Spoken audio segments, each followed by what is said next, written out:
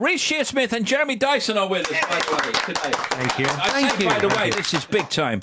Among other things, Reece Shearsmith and Jeremy Dyson are one half of the BAFTA award-winning League of Gentlemen. Thank you. Hey, local. Along with Mark Gatiss and Steve Pemberton, Reece and Jeremy formed the comedy troupe, the League of Gentlemen, in 1995. Went on to write and star in a BBC Radio 4 series, a movie, stage shows, 3 TV series, plus Christmas specials, all based on the lovable, scary and bizarre residents of the fictional northern town of Royston Vasey. Now, Royston Vasey, of course, is the real name of... the blue comedian, Roy Chubby Brown. Which is funny from the start, In isn't it? itself, yeah, absolutely. Yeah. How did the idea come together? Because here is a black comedy, absurdist characters. Who would ever think that that would be such a massive hit? Not us. I mean, that was the thing. Nothing caught us more by surprise than the fact that people liked it. Yeah. The idea of the town came from simply not wanting to do another sketch show. We thought there was a glut of them. We thought, is there a cleverer way? I mean, it's not that clever, but we just thought, let's put them all in one place. And that, weirdly, Royston Vasey became bigger than all of us, isn't it? That identity. And it didn't matter that people were playing multiple characters, or we could see some of the joins. Yeah, I don't think so. I mean, we were worried about that, weren't we, originally, thinking, will it become wearing that you just see in our faces constantly? And yet our fears were allayed when the editor thought there was about 8 people in the first series. Really? Yeah, he was like, oh, that's just us 3. And he didn't even know. So we were like, oh, it's going to be all right. And you guys were all at college or drama school. Did it start in the bar then? No, not quite. It was sort of... The good thing about, I think, the way that we did it was we left college and those days behind, and we went and tried to have some life experience and failed, and then came back. So scurried back. Scurried back to one another and did a sketch show, basically, that we then took to Edinburgh Festival.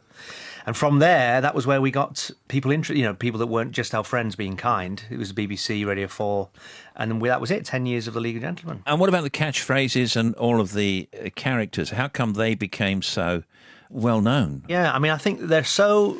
on the face of it, they're so grotesque, aren't they? There's nothing particularly lovable about them. But I think maybe because we invested them with such heart, or we tried to, and made them feel like, however grotesque, there was people that you knew within them. And I think that's stayed with people. People care about Pauline and all these weird characters. That's why they've endured, I think. And also, I can say, not being in it, but standing back and observing the 3 of them performing it, that they put a lot of themselves into each of the characters. So, for example, the character that Reece does, Jeff, is like a magnified version of Reece. It is Reece, but Is it?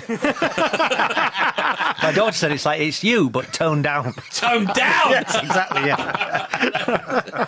And what about the writing process? Is it collaborative? Yes. Or is it all you? No. Jeremy. I wish I could get away with saying it was. We work a lot together and it all flows. I think the Christmas shows that we did recently, last year for our 20th anniversary, was the most... It was nice. We were in the room a lot, all 4 of us, weren't we, which was good. And some of the funniest things just came out of ideas flying around and us crying with laughter. Absolutely, yeah. Do you busk around a little bit on stage when you're doing this live show? Maybe not as much as you'd think, because I think we're quite diligent with the script and try and get that right, and then we are very strict with ourselves. I mean, there will be corpsing, because I'm already finding it very funny what we're doing. So. And then there becomes a challenge to not. And so it is live and loose, but then we are very strict with the scripts, because we like to be sure of what we're doing. And everyone's favourites in there, Ross and yes, everyone. If you're a fan, we've ticked every box. That's great. All right, let's have a look. League of Gentlemen Live Again 2018 tour.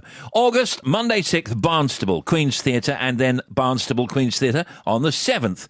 Then on Wednesday, the 8th, Western Supermare Playhouse, and then Thursday, Western Supermare Playhouse. Don't worry, I'm not going to read them all.